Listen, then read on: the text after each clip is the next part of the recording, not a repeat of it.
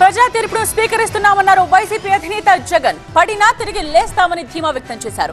పోరాటాలు చేయడం, ప్రతిపక్షంలో ఉండటం తమకు కొత్త కాదన్నారు.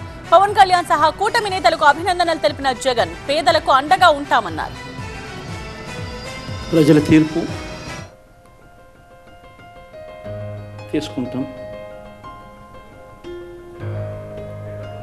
కానీ మంచి చేయడానికి మాత్రం ప్రజలకు తోడుగా ఖచ్చితంగా ఉంటాం.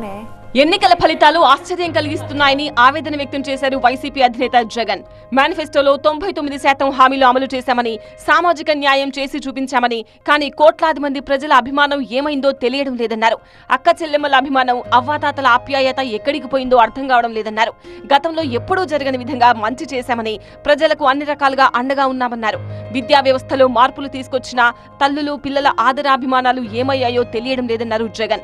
54 లక్షల మంది రైతులకు పెట్టుబడి సాయం ఇచ్చామని, అన్నదాతలకు ఉచితంగా విద్యుత్ ఇచ్చామని గుర్తు చేశారు. వారికోస్ వెయిన్స్ వ్యాధికి కేవలం 30 నిమిషాల్లో చికిత్స. కాల్ చేయండి 9989527715.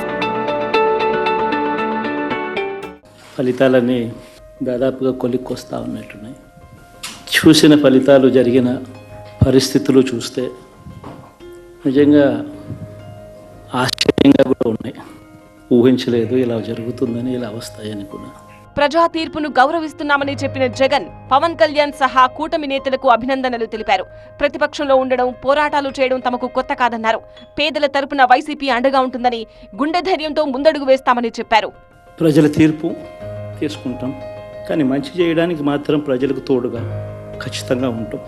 వాయిస్ ఆఫ్ ది వాయిస్లెస్ కింద ఈ పార్టీ తాను చేయాల్సిన పని తప్పకుండా చేస్తుంది. పేదవాడికి అండగా ఉండే కార్యక్రమంలో ఎప్పుడూ కూడా పేదవాడికి తోడుగా ఉంటూ గలం విప్పుతుంది, పేదవాడికి అండగా నిలుస్తుంది. పెద్ద పెద్ద వాళ్ళ కూటమి ఇది. ఢిల్లీలో సైతం శాసించే పరిస్థితుల్లో ఉన్న కూటమి ఇది.